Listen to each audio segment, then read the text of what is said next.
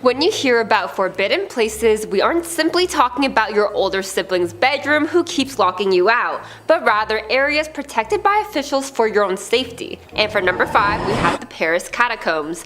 Paris, France is often referred to as the City of Love, with iconic buildings like the Eiffel Tower many dream to visit. But have you heard about the Catacombs of Paris? They are underground ossuaries, which is a site made to serve as the final resting place of human skeletal remains, but not only 1 or 2 remains, but more than 6 million people. It was first created as an effort to eliminate the city's overflowing cemeteries, and work began in 1774 after several basement walls collapsed around the Holy Innocent Cemetery, which gathered a sense of urgency. And from 1786, when night came, wagons would transfer remains from most of Paris' cemeteries to a mine shaft, but over years and years, it was actually forgotten about. That was until it became a place for concerts and other private events in the early 19th century after further renovations and the construction of accesses around it.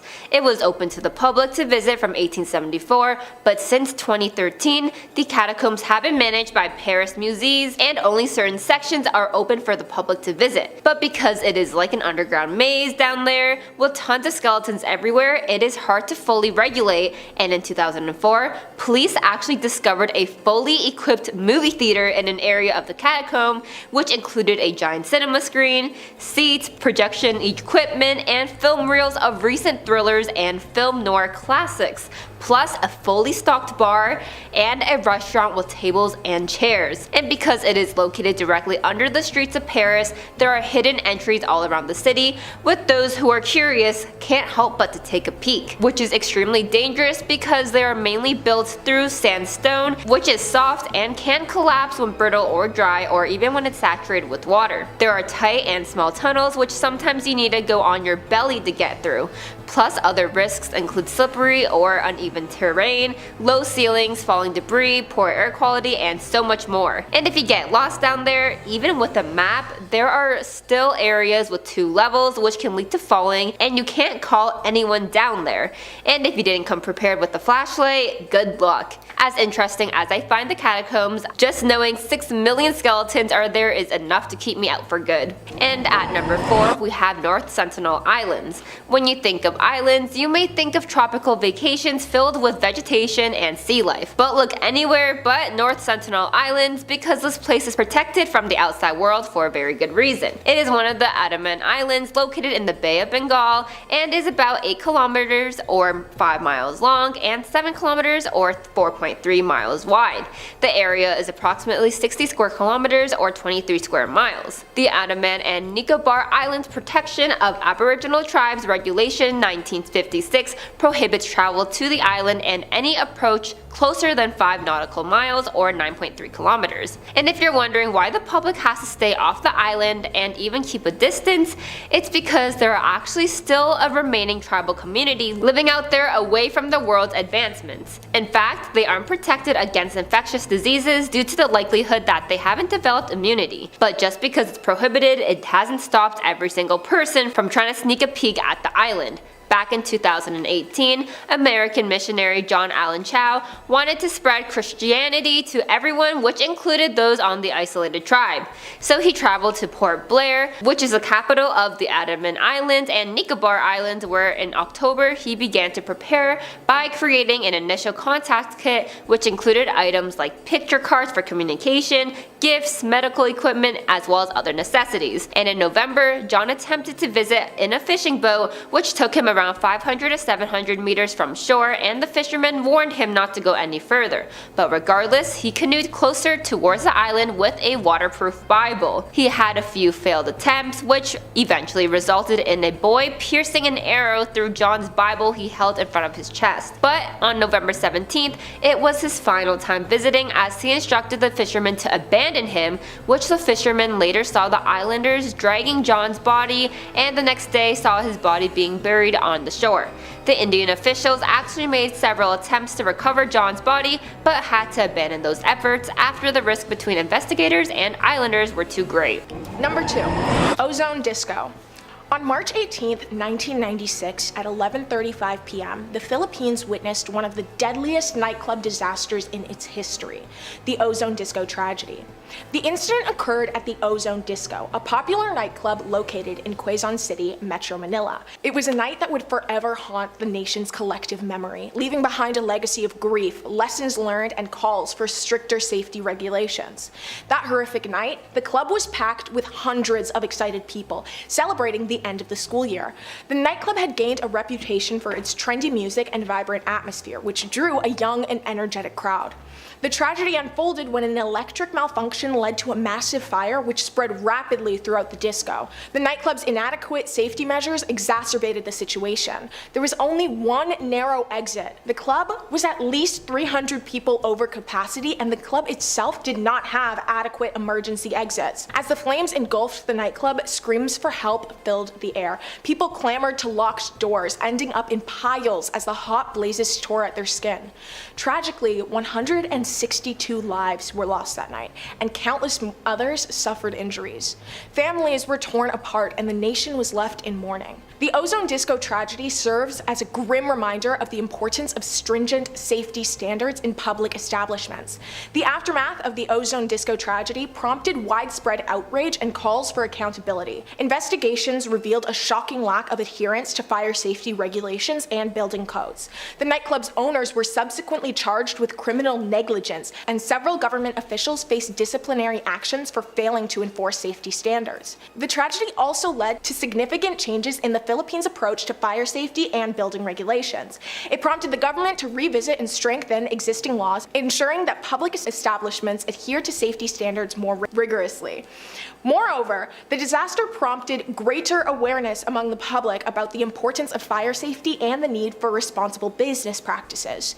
The Ozone Disco tragedy is a painful chapter in the Philippines' history, but it has not been forgotten. Each year on March 18th, memorial services and remembrances are held to honor the victims and reflect on the lessons learned. The tragedy serves as a stark reminder of the consequences of negligence and the critical importance of prioritizing safety in public places. The abandoned disco has since been boarded up. You cannot legally enter the building where such a tragedy occurred. People who have managed to disregard the public trespassing laws have described hearing the screams of victims, a clawing at the door, and the faint sound of crackling music, sounding as though the notes themselves were burning into ash. Number 1. Manila Film Center. The Manila Film Center is an iconic and controversial structure. It stands as a symbol of both the Philippines' aspirations in the world of cinema and the dark shadows that sometimes loom over the industry. Located on the longshore of Manila Bay, this controversial building was constructed as a venue for the 1982 Manila International Film Festival, an event that planned to showcase both Filipino and international cinema. However, the story behind its construction and the subsequent events have left a permanent mark on the country's history. It was built during the regime of the then President Ferdinand Marcos, and the construction of the Manila Film Center was surrounded by secrecy and controversy. To meet the tight deadline for the festival's opening, an estimated 4,000 workers were employed, working round-the-clock in hazardous conditions. Tragically, a portion of the building collapsed on November 17, 1981, burying several workers under the rubble, still alive. At the demand of the government to expedite the center's completion, the workers' bodies, alive and dead, were covered in cement and left entombed within the structure. Despite this tragedy, the Manila Film Center still opened its doors on January 18, 1982, with much fanfare. It became a hub for film enthusiasts and filmmakers, hosting international film screenings and competitions, and most of them had no idea that they were standing on top of a mass grave. However, the controversy surrounding its construction continued to haunt the venue. Rumors of paranormal activities, particularly ghosts of the workers who lost their lives during the construction, further fueled the Manila Film Center's infamy. In the years that followed, the Manila Film Center faced challenges, including changes in ownership and management. It fell into disrepair and was largely abandoned, becoming a dilapidated and spooky relic of the past. Various proposals for its renovation and revitalization were put forward, but none of them came to fruition. Despite its troubled history, the Manila Film Center remains a significant piece of architectural heritage in the Philippines. grounds. In recent years, there have been renewed efforts to restore and repurpose the building. Some have suggested transforming it into a cultural and arts center. Number 2, the Danvers State Hospital. The Danvers State Hospital, or also known as the Danvers State Insane Asylum, was a psychiatric hospital located in Danvers, Massachusetts. It was built in 1874 and opened in 1878 on the isolated site in rural Massachusetts, which, fun fact, the judge who preceded the Salem witch trials lived on. That's bad karma already, isn't it? Despite being included in the National Registry for Historical Places in 1984, the majority of the building was demolished in 2007. At a cost of $1.5 million at the time, the hospital originally consisted of 2 main center buildings with housing for the administration, with 4 radiating wings on each side. The outermost wards were reserved for the most hostile patients. This was a prominent location where medications were being tested by the government, and the favored lobotomy was being fleshed out. When shock therapy failed to control the population, lobotomies started, and in 1939 the population of the hospital swelled to almost over 2,400 patients. A total of 278 people died at the hospital that same year. Neurology experts often call Danvers the birthplace of the prefrontal lobotomy. Ouch. Visitors to the hospital during these years reported lobotomy patients wandering around staring blankly at nothing, unaware of who they were or what they were doing. Large budget cuts in the 60s played a major role in the progression of closing the Danvers State Hospital, and with nicknames like Hell Hill Hospital and Lunatic Asylum, the hospital began slowly closing its facilities by 1985. The original hospital wards were closed and abandoned soon after. During the 80s, reports began to filter out of the hospital about missing teenage patients. The stories of ghostly figures and shadows in the windows were thriving. Are the ghosts of the lobotomized patients still aimlessly walking the realms of this now demolished hospital? What do you think? And number 1, the Bridgewater Triangle. Just a couple miles south of Boston is one of the most interesting and bizarre places in Massachusetts. I chose this as the number 1 spot due to not only the paranormal ghostly figures that have been seen across the vast plains, but 200 miles of connected weird events that will definitely catch our attention. It's named from the triangle shape. The paranormal events and phenomenon that occurs within these mapped lines includes as many as orbs, UFOs, Bigfoots, fairies, skinwalkers, alien hybrids, you name it, it's there. Well, possibly there. The towns of Raynham, Brockton, Norton, and Taunton are all subject to a universal head scratcher. In the 70s, there of course was a surge of UFO witnesses, at the same time several Bigfoot. Huh, that's interesting. Massachusetts just keeps getting stranger and stranger, doesn't it? Huge humanoid creatures, motherships, and landed UFOs have also been spotted and reported within this 200 square foot mile radius. Do you think this place is like a Skinwalker Ranch type of place? Maybe some motherships are trying to just reconnect with the Wi-Fi upstairs? I don't know. Whatever it is, the Bridgewater Triangle has been home to numerous documentaries and folklore and attracts spooky goers each year with its variety of paranormal activity. Number 5 on this list is the Zach Bagans Haunted Museum. Most haunted museums, or anything like that, are all kind of phony and corny. This one though, this isn't for the faint of heart. Thrillist says when Zach Bagans opened the Haunted Museum in Las Vegas, he did his homework and picked the creepiest place possible. The attraction is inside an old Victorian home that dates back to 1938. It was owned by a family haunted by a child who died due to surgical complications. Later, when the home was vacant, intruders broke in and held satanic rituals in the basement. Adult actress Jenna Jameson actually grew up in the house and swears the stories are true, but doesn't like to talk about it too much. Today, you can take a guided tour of the Haunted Museum, frequently used as a filming location for Bagans' ghost adventures on the Travel Channel and Discovery Plus. The museum packs a lot into one visit with more than 30 rooms. Things start off relatively tame with a look at spooky artifacts and a gambling parlor and a closet full of creepy dolls. But the pace picks up with exhibits dedicated to notorious serial killers, an up-close look at a Volkswagen van used as a death machine by Jack Kevorkian, and a haunted hallway of killer clowns. It's best not to give away too many spoilers, but at one point you'll face an item described as the most haunted object in the whole world. You will even get to explore the basement at some point, which many people believe to still be extremely haunted. You gotta wonder why the heck so many horrible things happened here. Haunted child, satanic rituals, other questionable things that have probably not been leaked to the public. I guess it makes sense to have a haunted museum here, but obviously bringing in all of these other haunted items has just further promoted paranormal energy, and now this is clearly a hotspot for spirits and ghosts alike. Only go to this museum if you can handle a good scare. Number 4 on this list is Rhyolite Ghost Town. This abandoned town is full of scary spirits, ghouls, and maybe a lot more. Thrillist says, take a short road trip out of Las Vegas and spend the afternoon exploring the ruins of Rhyolite, one of the most compelling ghost towns in the country. A hub of mining activity during the gold rush, the town was quickly abandoned when the boom went bust following the Panic of 1907. Wander around and you'll see the scattered remains of a bank, jail, and train depot. The landscape looks more like a nuclear war zone than a ghost town, but just as sinister and perhaps still home to the spirits who once lived there many years ago. We have talked a ton about ghost towns on this channel before. Something about ghost towns seems to attract spirits.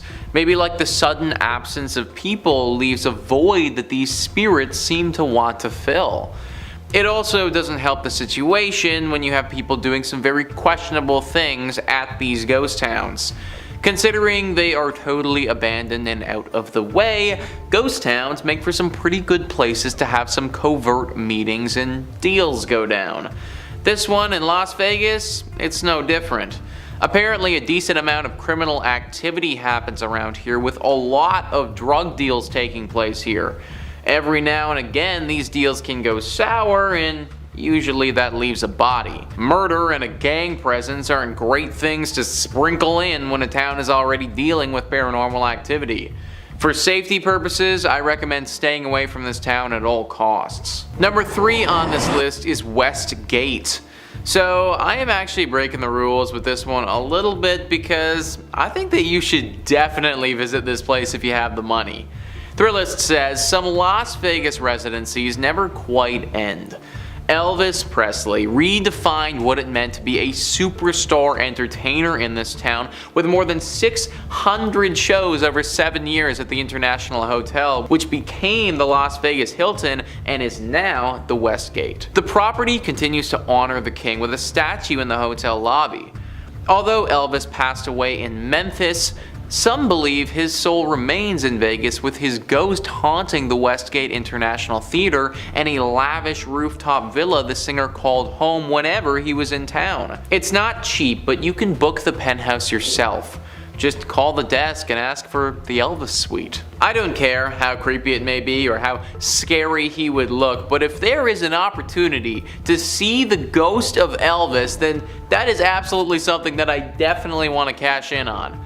Imagine you pull up to your hotel room after a night of drinking, and then you get to have a late night conversation with one of the greatest rock stars of all time ever. I don't think that Elvis would be the type of dude to hurt you or anything like that, even in ghost form. So as long as it's safe to do so, count me the heck in, dude. I want to go to Vegas and party with the ghost of Elvis. Number 2 on this list is Las Vegas Academy of the Arts.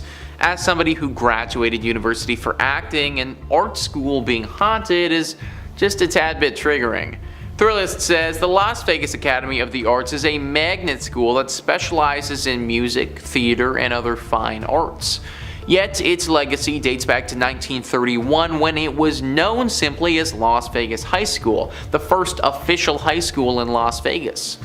The site has seen its share of renovations over the years, although 2 of its 3 original buildings remain on campus with their sturdy brick exteriors still in place. Generations of students have swapped stories about Mr. Petrie, a ghost that roams the hallways and haunts the school's theater. Some claim to hear strange noises or feel a chill, especially when rehearsals carry over to evening hours. So, who is Mr. Petrie? Some believe he was a former teacher. Others claim he owned a home that previously stood on the site of the school and burned down in a mysterious fire. Nobody knows for sure. All everyone does know is that Mr. Petrie is a menace. Let me tell you folks, acting is hard enough as it is without some creepy ghost causing problems for you mid-monologue. And apparently he likes to do that all the time. Many shows and performances have been ruined by Mr. Petrie. And the worst part about it is that he will only show himself to one person at a time sometimes. So the lead actor will be out there doing Hamlet and then all of a sudden see a ghost in front of him causing problems. The actor will naturally freak out and lose their mind, but no one else will see the ghost, they'll just see the actor on stage losing it. Which kinda makes the actor look like a bumbling idiot, but really they're getting attacked by some ghost. Try a different art school if you're looking for an artistic education. Number 1 on this list is Bally's. If Trivago or any other site like that tries to recommend you stay at Bally's, don't fall for it, guys. Thrillist says the worst fire in Nevada history tore through the old MGM Grand Hotel on November 21st, 1980. The blaze killed 87 people, mostly due to smoke inhalation, while helicopters rescued survivors from the roof. The property was eventually sold and renamed Bally's, while a new version of the MGM Grand reopened a few blocks south on the Strip. The tower engulfed in the fire is still part of the hotel, and guests sometimes claim to see unusual shadows in hallways, hear strange noises, and notice furniture that mysteriously moves in the rooms, especially on higher floors that saw the worst of the flames. Many believe the strange activity is caused by the spirits of those who didn't survive the tragedy. 87 people dying in a tragedy like that is always going to leave something terrible behind, and that's what we have here. 87 spirits are now restlessly floating around in purgatory at this place. They tried to remodel and change the name and forget everything that happened, but an incident like that cannot be forgotten. The people who died and their spirits, they can't be forgotten.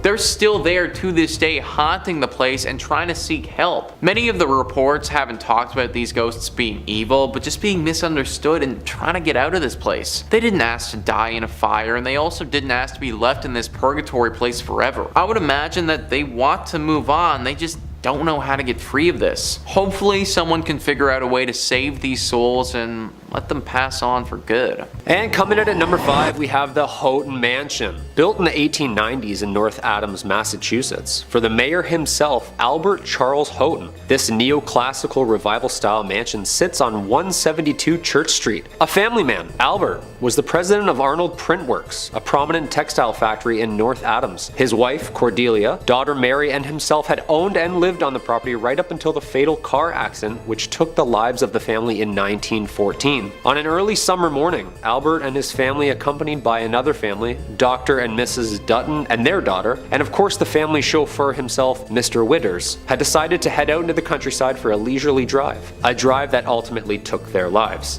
Unfortunately for everyone on that August 1st morning, after a steep turn, the car lost control and proceeded to screech off the road, resulting in a rolling fatal wreck. All the women in this tragedy losing their lives, with the men barely surviving from the multitude of injuries. On August 11th, just 10 days after the accident, without his wife and daughter, Albert mysteriously died in the home from what doctors think was a broken heart. It is said that 3 ghosts haunt the Houghton Mansion, including Albert himself, Albert's daughter Mary, and the driver, Mr. Witters. The mansion remained with the Houghton family until 1926, when Albert's daughter Florence and her husband sold the building to the Freemasons. This is when the spookiness really started happening. Through its multitude of use throughout the years, additions to this historic site were added on by the Masons, using it for ritual and spiritual purposes, making this story even weirder. Over the years, there have been countless paranormal witnesses claiming that the ghosts roaming the halls of the basement, Mr. Witters himself, guilt-ridden with the responsibility of the crash, and Mr. Witters took his own life shortly after returning home with injuries, and residents that have stayed at the site have claimed that the manly figure aimlessly rummaging through the basement is the driver himself. Among these claims have another spirit lurking in Mary's bedroom. It is said that overnighters have witnessed multiple bright lights and auras flying around the bedroom in the middle of the night. I wouldn't even step foot into this house, let alone set up camp and spend the night.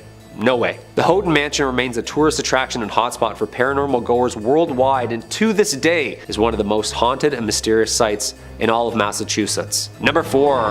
The Hoosac Tunnel. The Hoosac Tunnel, from the Algonquin word place of stones and the Mohawk word forbidden, is a 4.75-mile active railroad tunnel in western Massachusetts that passes through the Hoosac Range, an extension of Vermont's Green Mountains, and runs from Deerfield River in the town of Florida to the city of North Adams. The construction began in 1815 and ending in 1875 with a budget of $2 million, at the time the largest tunnel ever constructed, and it was later the result of taking lives of over 200 men during its construction entirety, earning it the nickname from locals, the Bloody Pit. This haunted, barren, 5-mile, completely enclosed stretch was subject to multiple accidents and deaths over the years, giving the tunnel its haunting history and reputation of being cursed itself. With the word forbidden, did the Mohawks know something that the workers didn't? Essentially, this cold, underground, pitch-black hole became one of America's strangest grave sites, resulting in everything from mysterious gas leaks, dynamite explosions, roofs collapsing, and even mechanic failures resulting in a mass flood. For the past decades, there have been numerous paranormal activity witnesses who have documented strange events, from police officers to the freight conductors themselves. Some of the reports over the last 100 years included numerous farmers and wagons ending up in different areas of the railroad, missing hours of time. The farmers had claimed that when spending time around the railroad and its tracks, that memory and confusion would always set in. Some residents have claimed that they have even been chased out of the tunnel by an unexpected freight train chugging along aggressively through the tunnel like a bat out of hell, and then vanishing. Numerous ghostly figures resembling workers roam the dark tunnel, and if that isn't scary enough, some people, including hearing the echoes and screams of even the workers who were buried alive under the rock, still holding their tools, or even seeing ghostly figures in pumping chambers where numerous men tirelessly making rafts not to drown. The Hoosac Tunnel remains one of the most visited and haunted places, marking it just one of the sites you'll probably never find me at. Just in 2020, the tunnel was yet again subject to a mysterious collapse, resulting in months of repair. Yeah, I say stop fixing it and just let it be. Number 3. The USS Salem. Planes, trains, and automobiles. Well, almost. A big boat. The USS Salem, a heavy cruiser built for World War II in 1945, was originally built for action. Its bold, aggressive architecture was one of the last, as it was more of a bluff to its opponents than actually a hero of war. In May 1949, War Departments handed the Salem's helm to Captain J.C. Daniel himself. The ship was built and updated with what was then the latest military tech and weapons, and it was meant to strike fear in whomever or whatever was in her way. Although the ship wasn't used in any action during World War II, it acted as a flagship, training operation, and main purpose as a threat to the naval enemy. It wasn't until the USS Salem had responded to the 1953 Ionian earthquake, or also known as the Great Kefalonia earthquake, as it hit the southern Ionian islands of Greece on August 12th, devastating the entire area. The USS Salem landed on Greek shores and acted as an improvised hospital and morgue, giving it its famous name, the Sea Witch. The ship was decommissioned shortly after its rescue and lays in Boston's harbor as a tourist attraction from all of its dark history. Some of the paranormal activities that arise on the ship include the Burning Man, who smells of rank death and can be seen in the mess hall where the bodies have been stored. Another famous apparition on the ship is the ghost girls who lurk the halls of the ship. Little ghostly figures can be seen and felt on the legs of tour goers. Some people claim that the ship is even home to hellhounds, an aggressive pack of ghostly creatures that roam the ship, growling and scratching at closed doors. Yeah, the next time my dog scratches at my door, she's going up for adoption. I'm sorry. Number 5. The Sulu Archipelago and Sea. The Sulu Archipelago, located in the southwestern regions of the Philippines, is known for its stunning natural beauty, but it is also known for the complex challenges that have risen. The region consists of many small islands, including Sulu, Tawi-Tawi, and Basilan, and is surrounded by the Sulu Sea. The current state of the Sulu Archipelago and its surrounding seas involves a mixture of socio-economic, security, and political concerns. The Sulu Archipelago has been labeled as a level 4 safety risk by the United States Bureau of Consular Affairs, and it is strongly recommended recommended that you do not travel or visit the area. The Sulu Archipelago is currently facing high rates of crime, civil unrest, rebel forces, and abductions. Armed groups are currently and consistently plotting abductions, bombings, and other attacks, with no discretion or care for citizen casualties. They attack with little to no warning and specifically target tourist locations like markets, malls, or government facilities. Rebels are abducting people on land and sea for ransom, bombings, and other attacks that target U.S. citizens, foreigners, civilians, and local government institutions, security forces, and authorities. The U.S. government has a limited ability to help or provide services to civilians because U.S. government employees have to obtain a special authorization to travel to the affected areas. The Philippine government declared that they are in a state of national emergency. There are a lot of pickpockets, scammers, internet scams, and credit card scams. People are warned to turn down offers of food, drinks, or rides from strangers. Travelers traveling alone have been abducted after they were slipped a strong sedative. Because of the current climate, the Sulu Archipelago is not a safe place to visit, and it is definitely not a safe place to live. I think that too often people think that wars and organized criminal attacks are a thing of the past or that they're exaggerated. They're not. If anything, the attacks that are shared are often sugar-coated. This is all happening now. People right now, people your age, people my age are being killed, tormented, abducted, essayed, and are living in constant rational fear. A lot more attention definitely needs to be brought to the situation, and the fact that any coverage surrounding the Philippines is so unbelievably minimal and inaccessible is so saddening, and I'm sure frustrating for anyone who has loved ones in the Philippines or lives in the Philippines themselves. Number 4. De La Salle University. De La Salle University is a private Catholic research and educational university. It was established by the Institute of the Brothers of the Christian Schools in 1911 as De La Salle College, which changed to De La Salle University in 1975 when it was granted university status. When it was founded, the De La Salle brothers were nervously reluctant to open the school because Americans insisted that the first school made should only be available to the ruling Filipino elite. However, a school for the upper-class children of ruling elite families who need good moral and spiritual training was opened. By 1921, the school had 425 students. The school offered amazing programs and was widely appreciated for the educational staff and grand accommodations.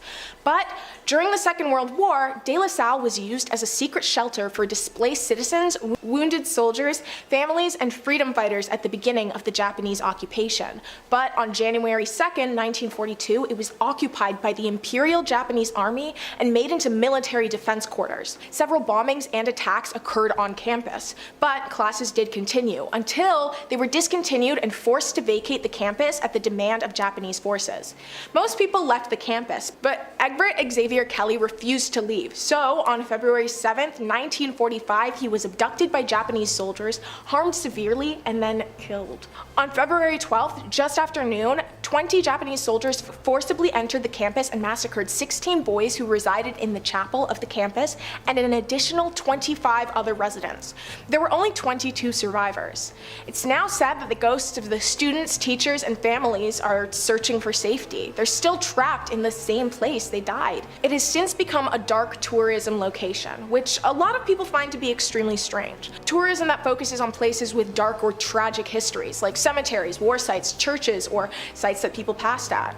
Since the site is an active school, tourists are not very welcome to visit the location. Many people do try to sneak in, but it's highly discouraged, and any overly curious onlookers may be arrested, charged with trespassing, or have legal action taken out against them.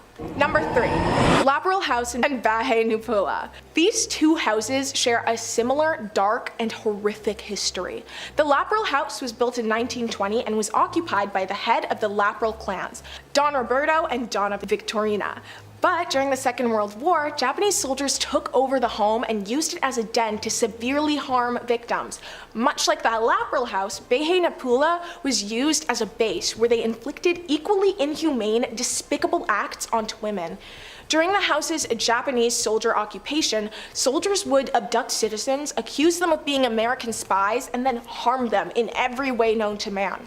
The Laperal house is now considered one of the most haunted houses in the Philippines.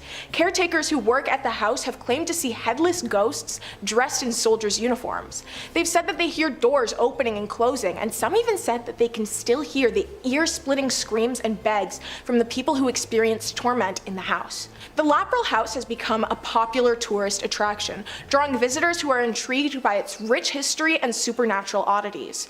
Despite its strange reputation, the Laperal house stands as a testament to Baguio's architectural heritage and continues to fascinate both history enthusiasts and ghost hunters. Bahay Napula is a deep red house that is labeled as haunted because of the horrendous acts that Japanese soldiers forced onto abducted victims during World War II. At the time, it is said that Filipino guerrillas first used the house as a safe haven, where they would strategize and come together in the trying time. But Japanese soldiers took over the home. They left them without food until they perished. They violated local women without mercy, and they harmed people at random. The house is currently abandoned, but people who live near the area have reported hearing screams and wails calling out for help, and have even seen a group of ghostly Japanese soldiers walking around the house's property. The acts that were committed against innocent people are appalling and heartbreaking. Again, these houses are another example of deeply saddening locations that have become dark tourism attractions. Number 5, Hockomock Swamp. Already sounds pretty scary in itself. Something about swamps, you know what I mean? During the 17th century, the Hockomock Swamp was used as a fortress by the Wampanoag people, the predominant band of natives in the area, against invasion by the early British settlers. It played a landscape role in King Philip's War as a strategic base of which to launch assaults with nearby English settlements. During the 18th and 19th centuries, settlers deemed the swamp to be useless, barren land, and it didn't really do much besides sit there and just kind of take up space. They attempted to drain it and convert it into a profitable farmland, however, nothing really grew.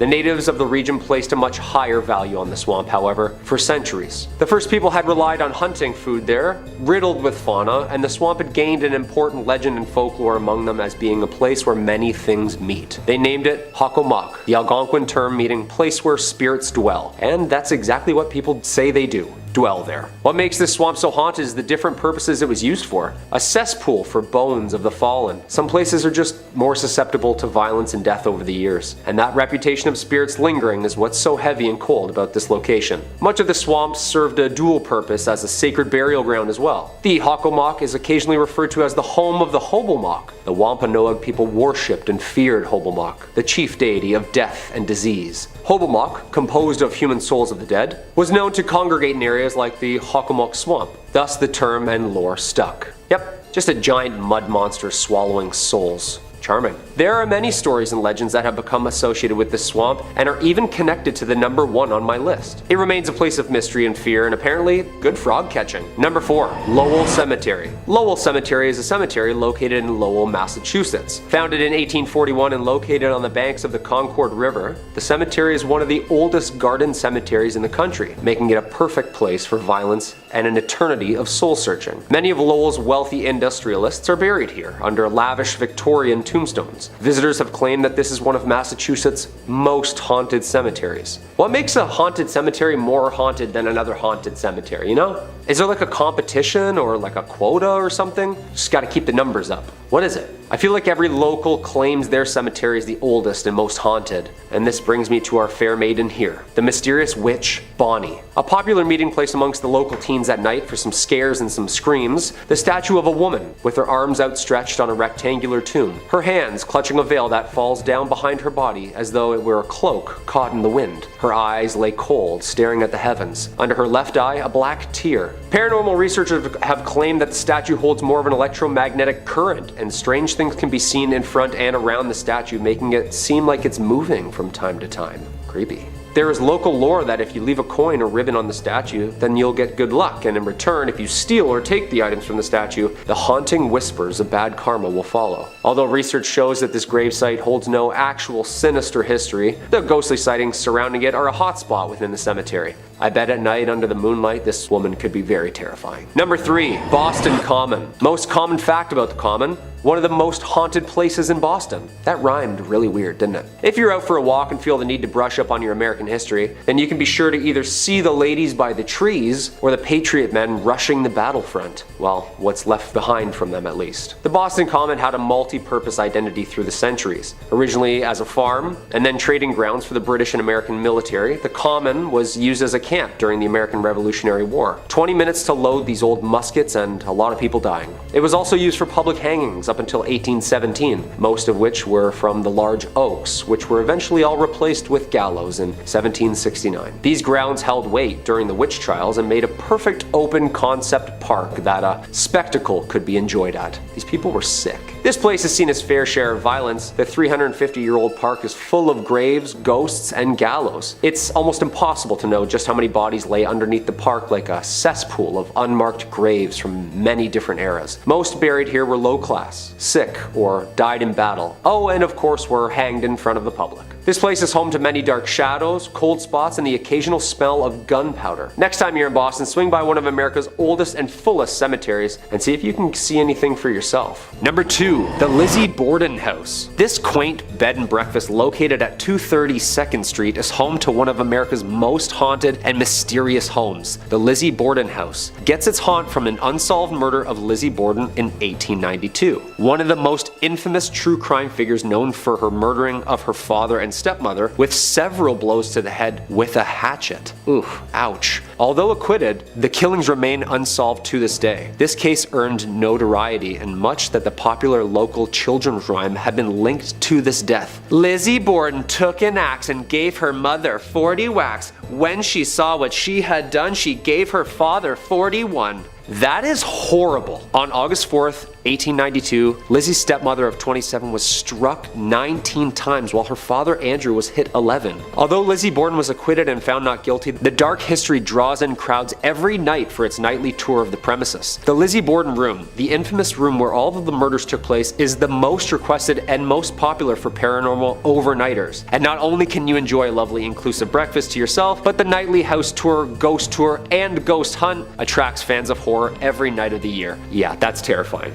And there's a jingle to it. I don't like that at all. And coming in at number 1, the Salem witch trials. We can't talk about haunted places in Massachusetts if we're not going to bring up the witch trials. And I'm not talking about Sabrina the Teenage Witches, or anything of cute of that nature. These famously documented witch trials need no introduction, and unfortunately lays way to one of the most horrific events based in truth. The site of mass hysteria and hangings of supposed witches took place here and occurred in colonial Massachusetts between 1692 and 1693. More than 200 people were accused of practicing witchcraft, or better known back then as the devil's magic, and 20 were ultimately executed. Eventually, the colony admitted the trials were a mistake and compensated the families of those convicted. Okay, yeah, sorry. I just thought when you sneezed, you didn't say bless you, so I already don't like you, so I figured you were a witch. I'm really sorry. Since then, the story of the trials has become famous in paranoia and injustice, and it continues to baffle researchers to this day. We all know the famous play written by American playwright Arthur Miller in 1953, The Crucible, depicting the mass hysteria and drama during these trials. This was the perfect time if you didn't like someone that a strategic and untimely sinister accusation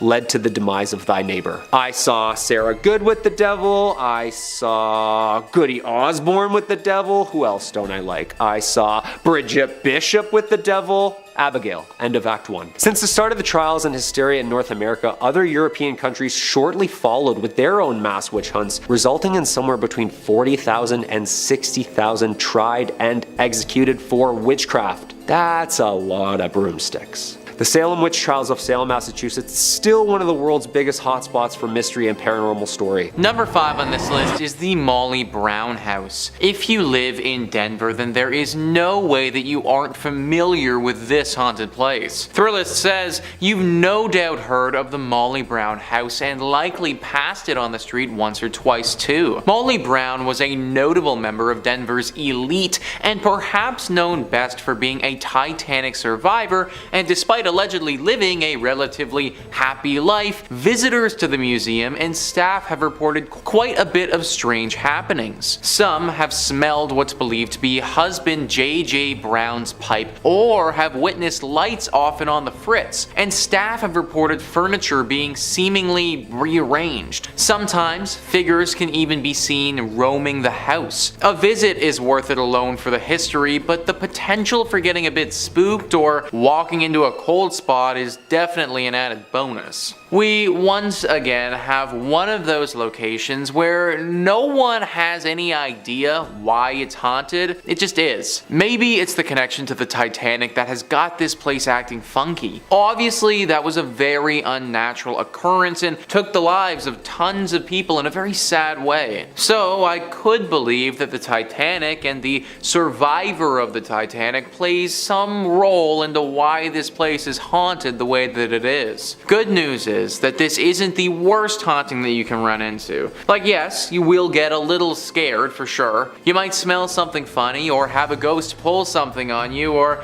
even maybe have small valuables go missing. But ultimately, you probably shouldn't be dragged to the underworld here by some shadow demon or anything like that. So I guess if you were to visit any place on this list, then this one wouldn't be the worst. Just be prepared for what's coming, because if you aren't, then it could leave you with some serious mental trauma. Number 4 on this list is Phantom Canyon Road. You need to be very careful on this road because there is a good chance you could suffer a serious crash if you aren't. Thrillist says a haunted road is one thing, but a haunted road in Colorado means you're likely on the edge of a mountain and at some serious elevation. Phantom Canyon Road is a detour off the Gold Belt Tour byway connecting Cripple Creek and Florence, and was originally the railroad for that route. As you drive along, you can clearly see the ghost towns of Wilbur, Adelaide, and Glenbrook, and legend has it that the reason for Phantom Canyon's name is credited to sightings of a man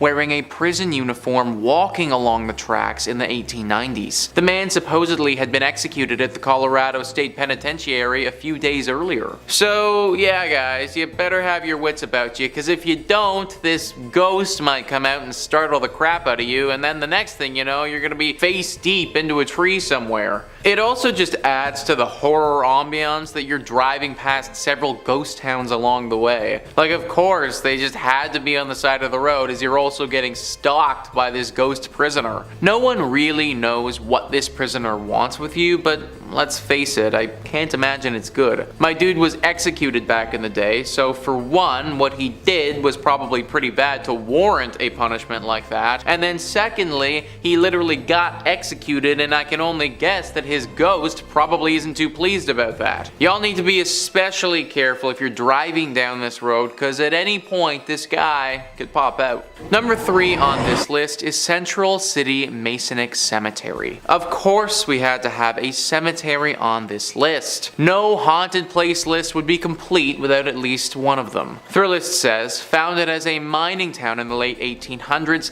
Central City is now known as a destination for those looking to head to the hills for a gambling fix in the casinos that now dot the area. But one thing hasn't changed. The woman in black who twice a year appears in this hilltop cemetery above the town. Known as the Columbine Lady, she comes to visit the grave of John Cameron, a prominent former resident of Central City who died in 1884. Some believe she is his fiancée, appearing to leave flowers for her lost love on November 1st, the anniversary of Cameron's death, and April 5th, a date for which the significance remains a mystery, much like the woman herself. This place is safe to go to if, of course, you do not go during these times. She's been coming for a long time, and anyone who tried to interfere with her has had to pay the price. Now, people kind of suspect that she was in a relationship with John Cameron, but there's also another theory. Many people think that John actually wronged her in his life, and that this woman in black comes twice a year to double check that John is still dead and hasn't come back to life by some means. Pretty scary tale for sure, one that you probably don't want to get involved with. And for our number 3,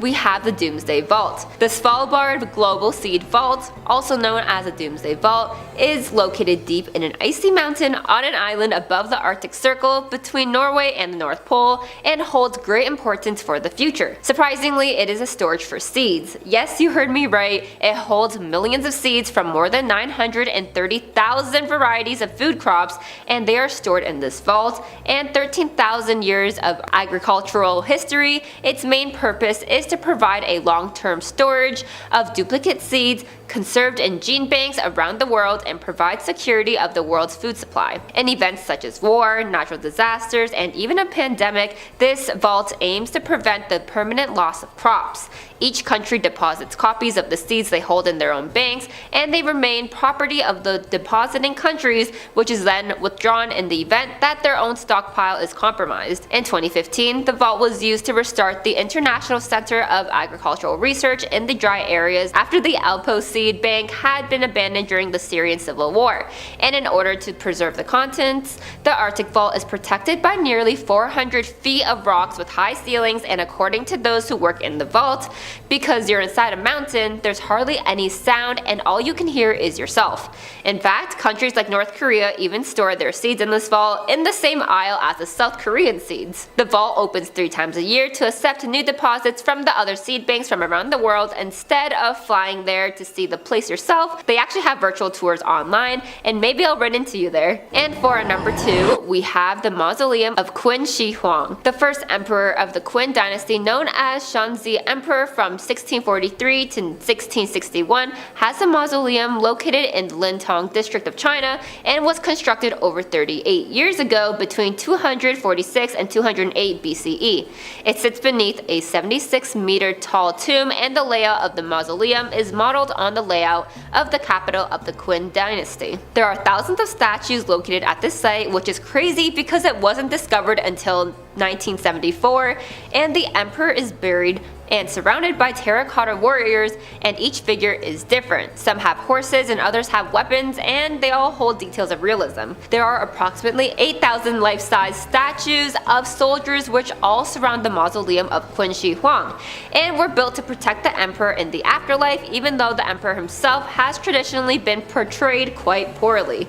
The tomb of China's first emperor has not yet been opened, and archaeologists share how they are afraid it is filled with traps. Sima Qian, who is a historian who lived around 100 years after the emperor and wrote a description of the mausoleum which read, "Palaces and scenic towers for 100 officials were constructed, and the tomb was filled with rare artifacts and wonderful treasure." But along with all the treasure, they also wrote how craftsmen at the time were ordered to make crossbows and arrows specifically to attack anyone who enters the tomb.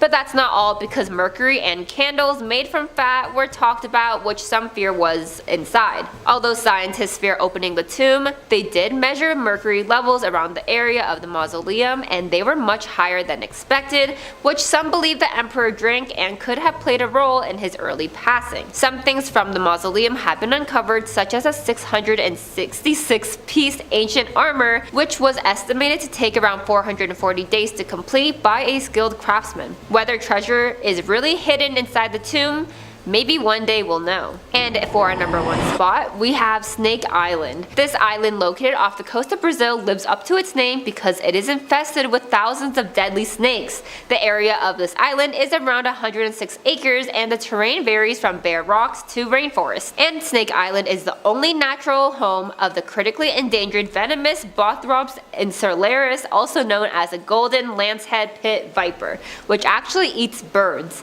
There is an estimated number of around 2,000 to 4,000 of this rare snake species, but within an hour of being bit, it can be fatal, which means you would have to make it to the hospital located off the island quickly in order to have a chance of survival. And if you're wondering how the snakes ended up trapped on this island, well, it's because of thousands of years ago, following the end of the last ice age, rising ocean levels disconnected the island from the mainland, and due to the evolutionary pressure, it allowed the snakes to adapt to their new environment, as well as an increasing for their population very quickly. Of course, they have a ton of snakes, but this island is one of the few islands that that have 3 to 5 times stronger venom compared to any mainland snake, which makes it that much more dangerous. Plus, back in the early 1990s, a few people actually inhabited this island and was tasked with running the lighthouse, but according to a legend, this family passed due to the snakes, and since then, the lighthouse has been automated. And if you're one of those rare humans that actually want to visit this island, it is closed to the public for protection of both people and the snakes. It is only accessible by the Brazilian Navy and selected researchers, and those aren't baby tiny snakes, but rather quite big ones with no predators on the island.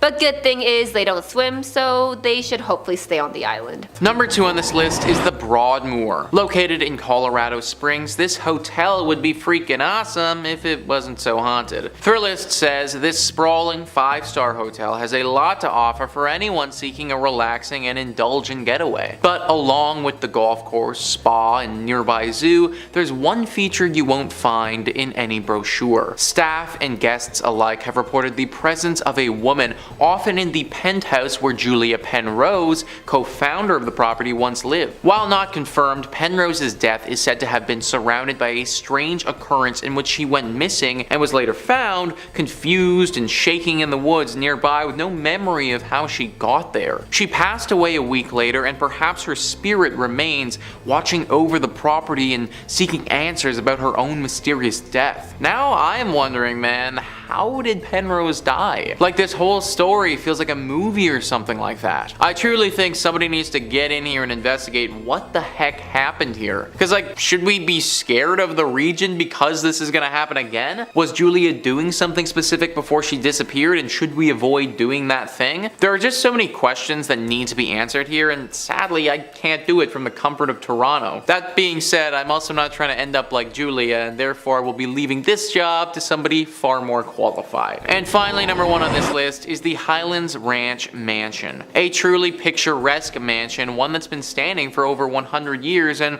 one that's home to a ghostly spirit. Thrillist says this sprawling stone mansion, built in 1891, is often rented for weddings and events due to its impressive structural beauty and picturesque prairie views. But it's also a historic property and somewhat of a museum of the times, with a bit of paranormal activity sprinkled in. The ghost of Julia Kistler, daughter of F. Kistler, who bought the property in 1926, is said to haunt the home, with visitors and staff alike reporting hearing a woman's sobs, seeing a silhouette figure moving about when the mansion was otherwise vacant, and lights sporadically turning on and off. I don't know about you guys, but during my wedding ceremony, I want to hear beautiful sounding music, not the sobs of some ghost woman thing. Apparently she's crying all the time, and this woman's emotions are not something to play with. There's a story where once several children were playing around here. There was a wedding ceremony scheduled here for later that day, and the children were off doing what kids do before the proceedings got underway. They ran into this ghost crying, and then they started to make fun of her. They were rude and definitely unkind, but they also didn't deserve what she did next. It's said that in a fit of rage, she flew inside their bodies and possessed each and every one of them for a short time,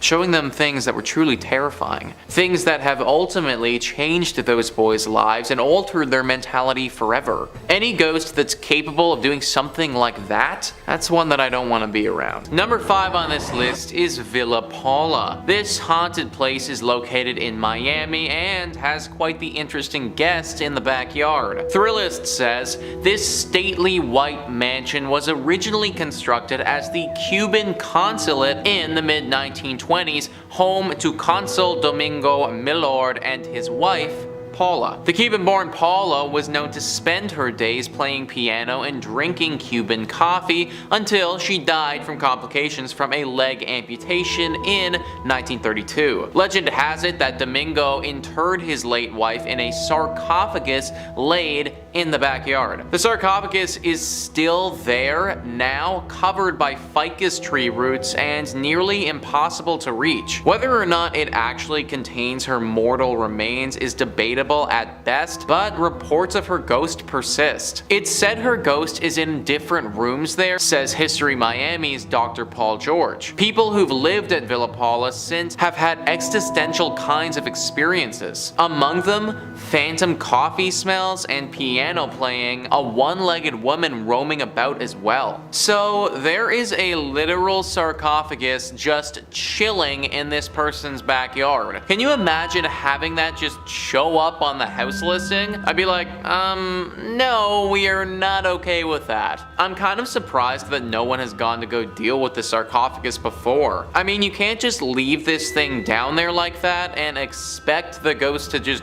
go away. I would imagine that Paula's spirit is probably tied to the sarcophagus, and in turn it's tied to the area. Granted, I do kind of understand why no one wants to dig it up. Think about all the crazy stuff that's happened with the pyramids. You dig up this sarcophagus and you might end up being cursed for life, which is obviously something that nobody wants. But now we're left in this awkward place where we can't get rid of the ghost, but at the same time can't live here either. That's why I'm recommending to all of you watching, just avoid Villa Paula altogether. Number 4 on this list is the Blue Anchor Pub. So this is an interesting one because this pub didn't actually start in Florida. Thrillist says this pub was built in 1840s London during Jack the Ripper times, so it should be no surprise that it's haunted. The story goes that the bar was raised in London, but its wooden interiors were sent to New York City and then onto this sleepy Florida town in 1996. Little did anyone know that the pub's original elements came with the ghost of Bertha Starkley, a cheating wife who was murdered by her husband. Today, she can be heard rattling pots, knocking things over, and wailing in the middle of the night at the Blue Anchor. Every night around 10 p.m., the time that she was murdered, Bertha likes to remind everyone she's still here, so the current owners ring the ship's bell to scare her away. So, first thing, I've never actually heard of that before, where they take a building from one continent and then just decide to move it over to another continent. This bar must look pretty cool on the inside to go to all that trouble though. Obviously, this was a bit of a mistake and everyone would have been better served if we relocated this thing straight to the dump. Bertha doesn't care if it's in London or America or anywhere. As long as the structure of this pub is still intact, her ghost will still be floating around, which makes it very hard to enjoy a night out at this place. Like, imagine drowning several pints, going to take a piss, and then getting ambushed by some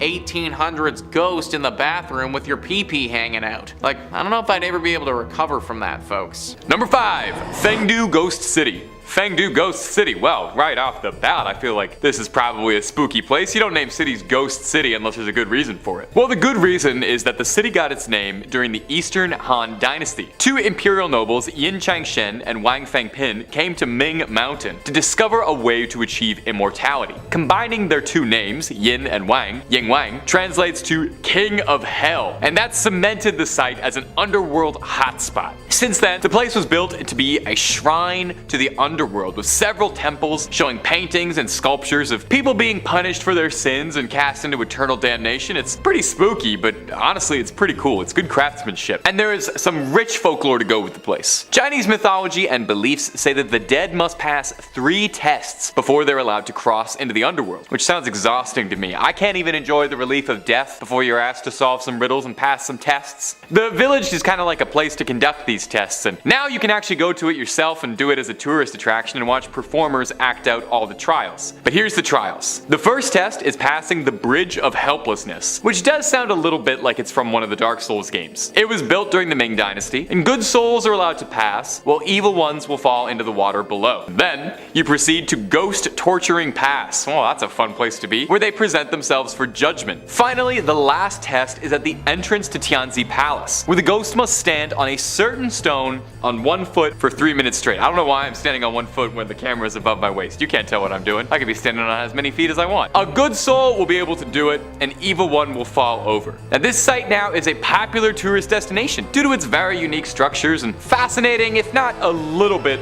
horrifying decor. I'd want one of those little statues maybe have in my house. I think they're kind of cool, to be honest. And if you're looking for more hellish haunted spots, terrifying tales of poltergeists, ghosts, ghouls, cryptids, aliens, and all kinds of freaks under the sun and above it, while Top 5 Scary is simply the only place to be. Subscribe and stay scared. Number 4, Caishikou Grounds.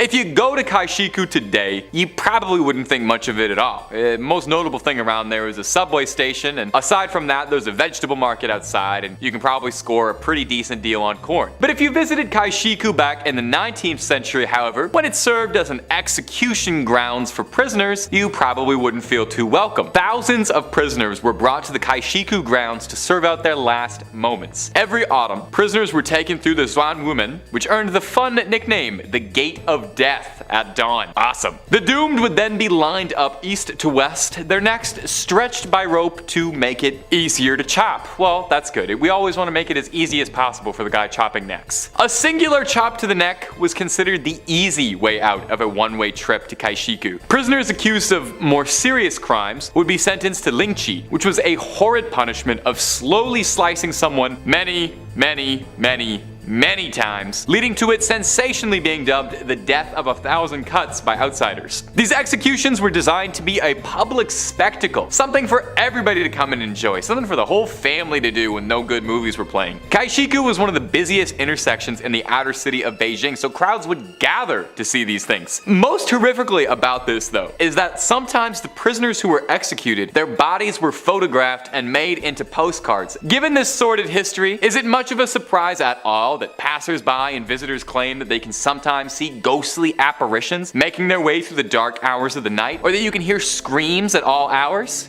If you ever visit Beijing and make a stop by Caishikou, take a photo. The postcards they sell in the gift shop are a little, dicey. Number 3, the Forbidden City. The Forbidden City. Well, that tracks. That sounds very forbidden. Well, back in the 14th century, when it stood as the heart of the Ming dynasty and served as an imperial palace, yeah, you'd have a pretty difficult time getting access if you were but a common serf like myself. But I think they've relaxed their stance just a little bit, because I found more than a few Google recommended articles for tourist things to do in the Forbidden City. I think they just charge like price of admission now. So it's actually very easy to get into the Forbidden City, and the Chinese government does know about this. So the formerly Forbidden City, which is not quite as catchy a name, is a beautiful tourist spot and definitely worth checking out. It's got years upon years of culture and rich history behind it, and most importantly, it's said to be very haunted. The Forbidden City is a pretty credible place for a haunting, if I must say. Ghosts are said to be born out of a place of malice, and the Forbidden City has over 600 years of deaths, assassinations, and who knows how many backstabs and plot twists where the intrigue are out there. The most recurring ghost story coming out of the Forbidden City, though, is that there's a ghost of a weeping woman, all dressed in white, wandering during the dark hours. Following her is a lingering flute playing. Visitors claim at times they see ghost dogs that run through corridors at the edge of the city, digging up ghost bones. Some travelers report feeling an indescribable strangeness while wandering through the temples. Could it just be they're overcome with beauty and majesty of one of the wonders of the world, or is there spectral energy floating through the air? Before we move off on this one, I want you to take a look at this. A travel blog from Vancouver posted about their experiences traveling through the Imperial City. They noted how odd it was that all the doorways had a raised platform. The guide told them that was a way to confuse ghosts to keep them out. They took tons of photos, but only one stood out for them when they came back. See anything suspicious? Like a ghostly figure just kinda hanging right there in the center? Ugh. Number 3 on this list is St. Augustine's Lighthouse. Ah yes, the Haunted Lighthouse, a true classic. Thrillist says St. Augustine's iconic lighthouse is a Florida landmark built in 1874. But climb up its 219 steps, and it's not just the views that will take your breath away. First, there's the ghost of Joseph Andrew, the original lighthouse keeper who fell to his death while painting the 165-foot tower. Then there are the Pity's two daughters who were playing with a building cart when it broke loose and slid into the nearby bay, drowning them both. While the girls giggle and run up and down the lighthouse steps, Joseph has been reported smoking cigars at the top of the lighthouse, keeping watch over his forever home. You know guys, if I had to be a ghost, then being Joseph wouldn't be the worst. I get to look out at the pretty scenery at the top of my lighthouse where hardly anyone bothers me, and I get to smoke cigars all day. Like, obviously I wouldn't want to be a ghost, but if I had to be, then this wouldn't be that bad. Either way, I'm not a ghost now. I am very much a human being, and if I want to stay a human being, then I recommend avoiding this place. It can obviously be very jarring to see two little ghost girls running around, and even though all of these ghosts are supposed to be pretty chill, we know that the paranormal can be unpredictable.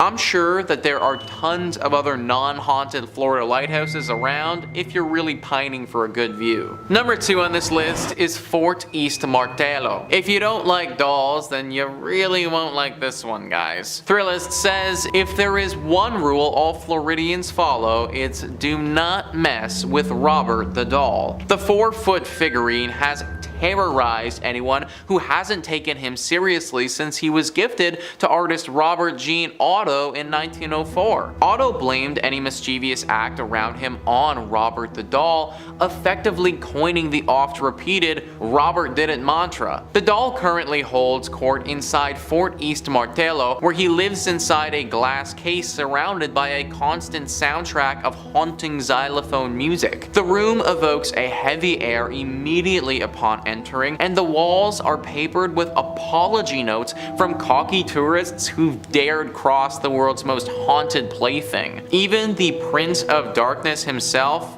Ozzy Osbourne, felt Robert's wrath when he suffered a series of health mishaps shortly after dissing the doll on his reality show. I don't like dolls, folks, especially the haunted variety, so this entry obviously had to make the list. Clearly it curses you after you see it because people literally have to come back here and ask for its forgiveness. I don't know if the notes work or not, but I guess that's all you can do when you're dealing with a haunted doll. Hopefully this doll can just chill out and stop haunting people, but in the meantime, I just flat out avoid going to this place in Florida altogether. And number 1 on this list is Casa Monica Resort and Spa. It really sucks that this place is so haunted because it's truly beautiful. Thrillist says St. Augustine's fanciest hotel is also its most haunted. In fact, this 5-star Mediterranean revival haunt is a hotbed of spectral activity. Children are heard running along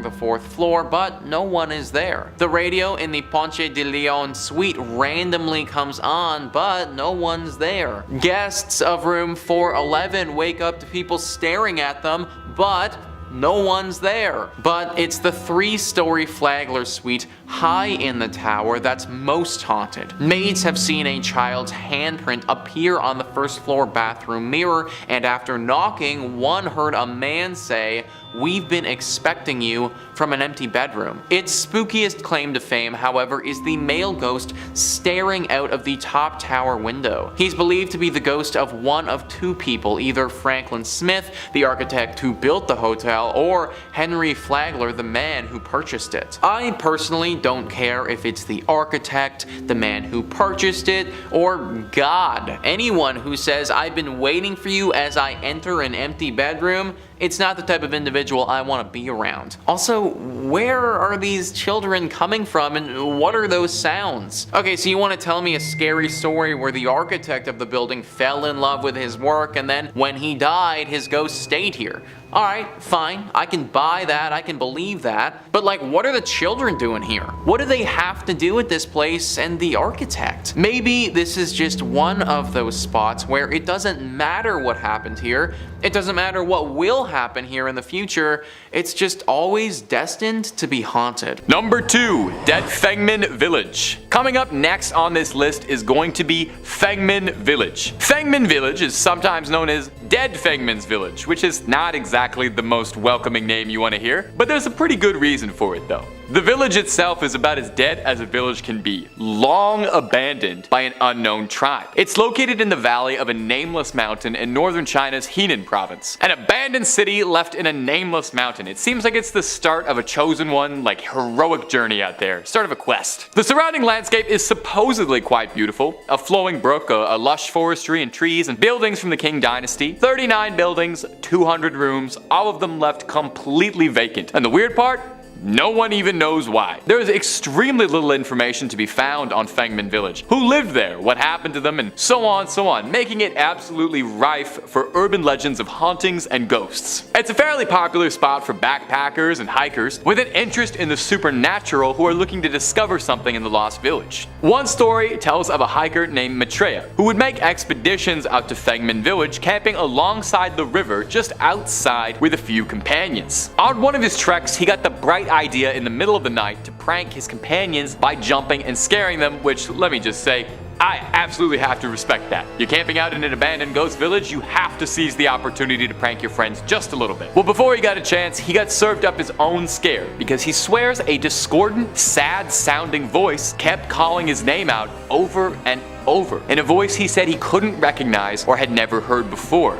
And none of his friends had any idea what he was talking about. At number 1, Chao Nei 81. Our next entry is Chao Nei number 81, a building that has a fairly notable reputation, being listed as the most haunted building in Beijing. It's Beijing's most famous haunted house. The ghost most commonly reported in this house is that of a woman who was the wife of an officer in the National Revolutionary Army during the Chinese Civil War in the late 1940s. He had fled to Taiwan with his compatriots before the end of the war and left his precious wife behind. Naturally, she was pretty upset about this. She was despondent. She felt that without her husband, she had nothing left to live for and thusly took her own life. And her spirit has been trapped in the house ever since. Residents who live around the area claim that during thunderstorms you can hear shrill, violent screaming coming from inside the house. Visitors report that walking into the house immediately, you feel a cold chill come over you and a feeling of inescapable dread. Not good. Not good to feel those things. There's stories of people going inexplicably missing connected to this mysterious house. One notable story is that of a British priest who is said to have initially built the property to serve as a church who went missing shortly before it was finished. When an investigation was launched to look for him, they supposedly discovered a secret tunnel that led to a neighborhood in the northeast, and the priest's body was never discovered. Now, another story was that 3 construction workers in the basement of a neighboring building weren't paying attention to what they were doing and broke through a thin wall leading into building 81. They went through the hole and the 3 of them vanished. And now there are people who conspire that this event is what led the government to cancel its plans to demolish the building for fear that it might be haunted. And it hasn't been yet because it's still standing there, and you're more than welcome to visit. You can take a guided ghost tour if you're feeling brave enough, and hopefully you come back.